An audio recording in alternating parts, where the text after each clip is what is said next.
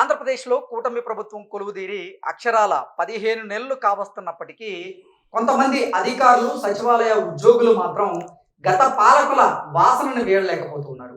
అందులో భాగంగానే జగన్మోహన్ రెడ్డి ఫోటోతో ఉన్నటువంటి సదరం ధృవీకరణ పత్రాన్ని ఇప్పుడు గుంటూరు బ్రాడ్పేటకి చెందినటువంటి సచివాలయ ఉద్యోగులు వారు మంజూరు చేసినటువంటి నేపథ్యంలో ఈ అంశం మీద మనం పూర్తి స్థాయిలో విశ్లేషణ చేసుకున్నాం. ప్రస్తుతం మనతో పాటున్నారు ప్రముఖ రాజకీయ విశ్లేషకులు అంకమరావు గారు. వారితో మాట్లాడదాం. సార్ నమస్తే సార్. ఆంధ్రప్రదేశ్లో ప్రభుత్వ మార్పిడి జరిగి 15 నెలలుగా వస్తుంది. చంద్రబాబు నాయుడు సీఎంగా ప్రమాణ స్వీకారం చేసి కూడా 15 నెలలు. ఇప్పటికీ చంద్రబాబు గారి ఫోటో ఉండాల్సిన చోట జగన్మోహన్ రెడ్డి ఫోటో ప్రత్యక్షమవుతూ ఉంది. ఉదాహరణగా చెప్పుకోవాలి అంటే గుంటూరు బ్రాడిపేట సచివాలయ ఉద్యోగులు ఒక సదరం ధృవీకరణ పత్రాన్ని మంజూరు చేయడం జరిగింది. ఆ పత్రంలో జగన్మోహన్ రెడ్డి బొమ్మ ప్రత్యక్షమైంది. ఏంటి దీన్ని ఎలా చూడాలి అసలు? కూటమి ప్రభుత్వం అధికారంలోకి వచ్చి కరెక్ట్గా ఈ రోజుకి 14 నెలల 22 రోజులు. ఫలితాలు వెలువరించి 13 నెలలు పూర్తయిపోయింది. 4వ తారీఖు నాడే ఫలితాలు రావడం జరిగింది. జూన్ 12వ తారీఖు నాడు ప్రమాణ స్వీకారం చేసింది కూటమి ప్రభుత్వం. అప్పుడు 2019లో ఆనాటి కొలువుదీరిన ప్రభుత్వం అధికారం మే 30వ తారీఖు నాడు ప్రమాణ స్వీకారం చేస్తే మే 25వ తారీఖు నుంచే వాళ్ళు అధికారులను ఎవరెవరిని చేర్చుకోవాలి ఏంటి, ఎవరెవరిని తీసేయాలని చెప్పని ఒక నిర్ణయానికి వచ్చేసి ప్రమాణ స్వీకారానికి ముందే అధికారుల మార్పిడి కూడా జరిగింది.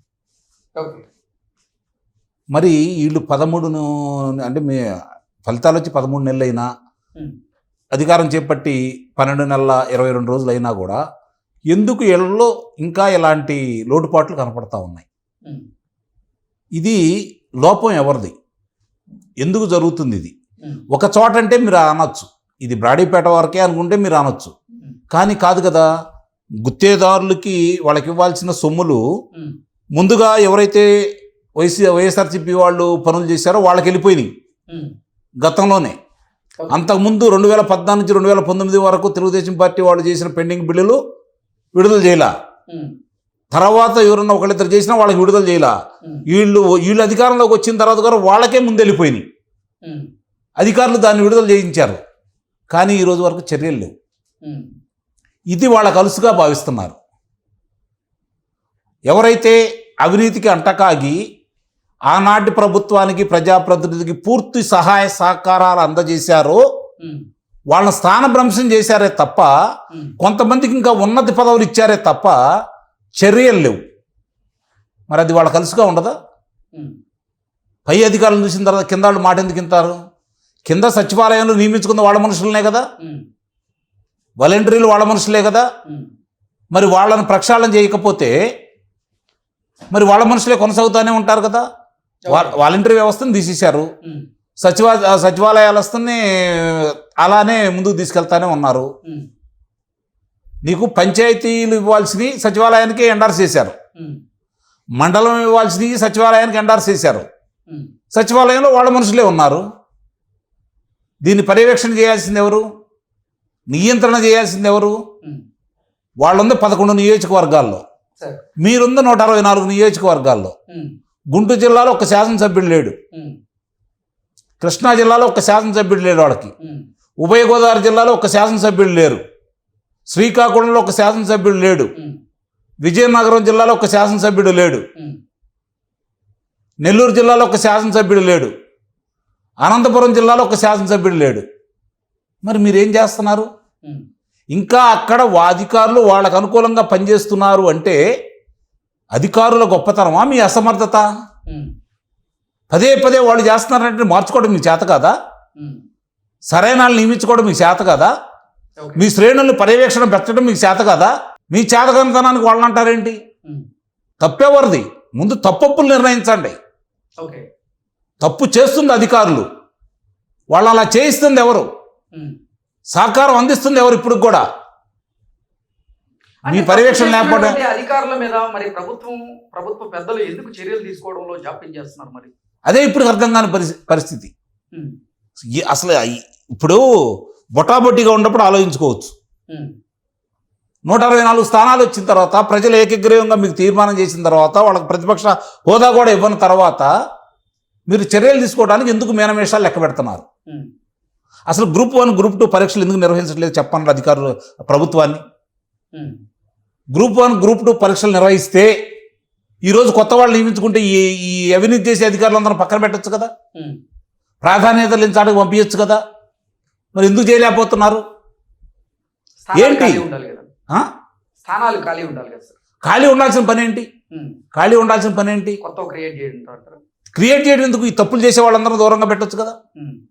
వచ్చిన నష్టం ఏంటి? అసలు గ్రూప్ 1 గ్రూప్ 2 పరీక్షల్లో మీకు అవతావకలు జరిగిందని చెప్పి పోయినసారి వార్తలు బయటకు వచ్చినాయి. 2004లో అధికారం వచ్చిన తర్వాత ఆయన మొట్టమొదటి నిర్వహించిన దాంట్లో వాళ్ళ మనుషులను సంపూర్ణంగా ఏర్పాటు చేసుకున్నాడు. ఇప్పుడు వాళ్ళే కొనసాగుతానే ఉన్నారు. ఇప్పటికీ వాళ్ళే కొనసాగుతానే ఉన్నారు కదా. కొంతమంది రిటైర్ అయ్యారు, కొంతమంది ఇంకా కొనసాగుతానే ఉన్నారు.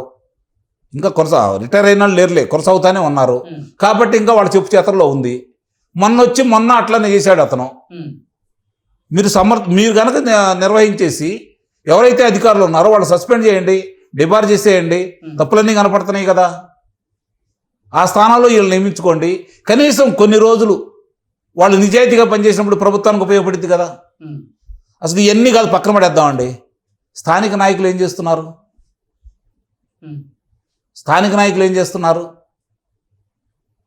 స్థానిక శాసనసభ్యుడు ఏం చేస్తున్నాడు? ఈ పదవులు పొందిన వాళ్ళందరూ ఏం చేస్తున్నారు? సచివాలయాలకి వాళ్ళు ఇన్ని లక్షల మంది వీళ్ళకి శ్రేణులు ఉన్నారు కదా, వాళ్ళని పర్యవేక్షణ పెట్టుకోలేరా? ఏం జరుగుతుందో ఏమి తెలియదా? ఎందుకు నిర్వహించలేకపోతున్నారు? ఇది మీ చేతుల్లో పనే కదా నేను అనేది. అది ఇవన్నీ చంద్రబాబు నాయుడు గారు చేయాలా? ఇవన్నీ లోకేష్ బాబు గారు చేయాలా? ఇవన్నీ పవన్ కళ్యాణ్ గారు చేయాలా? లేకపోతే ఇవన్నీ వచ్చి మోడీ గారు చేయాలా? మీరు కదా ఈరోజు పింఛన్దారులకి మామూలుగా అర్హత లేని వాళ్ళందరికీ కూడా వికలాంగులు అని చెప్పని ఇచ్చారు అని గోల చేస్తానే ఉన్నారు. అలాగే ఉద్యోగం చేసుకునే వాళ్ళు, సచివాలయంలో ఉద్యోగం చేసుకునే వాళ్ళకు కూడా పింఛన్ ఇచ్చిన ఉదంతాలు బయటకు వచ్చినాయి. మరి ఇవన్నీ ఈరోజు వెరిఫికేషన్ గ్రామంలో ఎవరెవరికి ఇస్తుంది మీకు తెలీదా? ఎంతమంది ఉన్నారు, ఎన్ని ఓటర్లు ఉన్నాయి, ఏ కులం వాళ్ళని చెప్పని స్థానిక నాయకులందరికీ తెలుసు కదా. వాళ్ళలో పింఛన్దారులు ఎవరో తెలుసు కదా, అనర్హులు ఎవరో వాళ్ళకి తెలియదా? ఎందుకు వాళ్ళు దాని మీద చర్యలు తీసుకోవట్లేదు? అంటే ఇవన్నీ కూడా చేయాల్సింది ప్రభుత్వం కాదు. ప్రభుత్వాన్ని తెలియజేసి ఇదిగో వీళ్ళు ఇలా చేస్తున్నారు, వీళ్ళు దొంగలు, లేకపోతే వీళ్ళు అక్రమంగా పింఛన్ తీసుకుంటున్నారు, వీళ్ళు అర్హత లేకపోయినా కూడా పింఛన్దారులు వీళ్ళు అని చెప్పాల్సిన బాధ్యత ప్రజలదే కదా. ఎవరు ఇప్పుడు అంతకుముందు ఇచ్చింది ఎవరు? డాక్టరు. వాళ్ళ అధికారానికి భయపడో, వాళ్ళు ఇచ్చిన డబ్బులు ప్రేమతోటో ఆ రోజు ఆ డాక్టర్ ఇచ్చాడు సర్టిఫికెట్. ఈరోజు ఆ డాక్టర్ దగ్గరికి వెళ్ళి కాదని ఎలా ఇస్తారు? అతని మీద చర్యలు తీసుకుంటారు కదా రేపొద్దున. నువ్వే కదా ఆ రోజు ఇచ్చిందని చెప్పని అతను అదే ఇస్తాడు. దాన్ని మీ కార్యకర్తలు గుర్తించేసి అతను ఒక వీడియో తీసేసి ఇదిగో ఇది ఇది ఇది అని చెప్పని అని ఆ డాక్టర్ని అతన్ని ఇద్దరిని శిక్షిస్తే మిగిలిన వాళ్ళు అదుపులో ఉంటారు కదా. ఇంతవరకు ఒక డాక్టర్ మీద చర్యలు తీసుకున్నారు? ఎంతమంది డాక్టర్ మీద చర్యలు తీసుకున్నారు సర్టిఫికెట్ ఇచ్చిన వాళ్ళ మీద? మరి ఇంకెక్కడ ప్రక్షాళన జరిగిద్ది? ఎక్కడ ప్రక్షాళన జరిగిద్ది? అంటే నాయకత్వం సమర్థంగా ఉంటే సరిపోదు, పనిచేసే సిబ్బంది కూడా సమర్థులు కావాలా, నిజాయితీ పనులు కూడా కావాలా. ఎంతమంది నాయకులు దీనికి అనుగుణంగా వెళ్తున్నారు? ఈరోజు ఎంతమంది శాసనసభ్యులు ఇవన్నీ ఆలోచిస్తున్నారు? శాసనసభ్యులు ఏ విధంగా ఆలోచిస్తున్నారో మనం పలుమార్లు చెప్పుకుంటానే ఉన్నాం. ఎందుకంటే వాళ్ళకి ఎటు చిత్తశుద్ధి లేదు. చంద్రబాబు నాయుడు గారే పలుమార్లు చెప్తా ఉన్నారు వాళ్ళ నిబద్ధత గురించి. మనం ప్రత్యేకంగా చెప్పుకోవాల్సిన అవసరమే లేదు.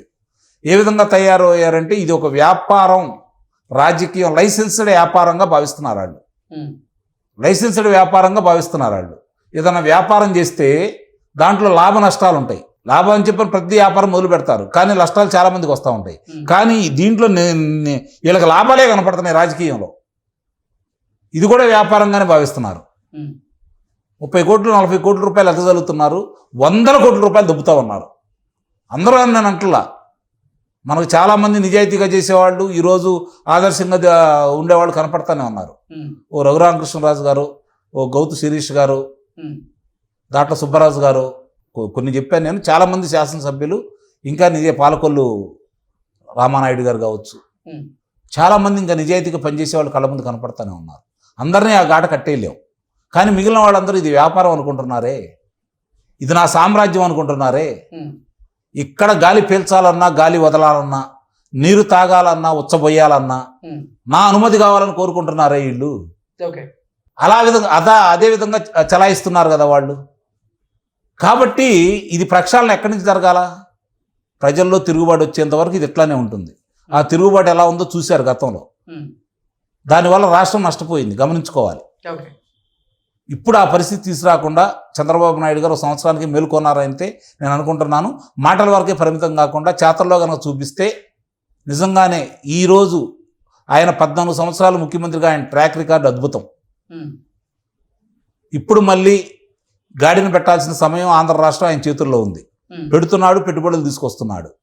కానీ ఆయన గతంలో ఉన్నటువంటి పేరు ప్రఖ్యాతులు మచ్చ రాకుండా చూసుకోవాల్సిన బాధ్యత పార్టీ శ్రేణుల మీద ఉంది, శాసనసభ్యుల మీద ఉంది.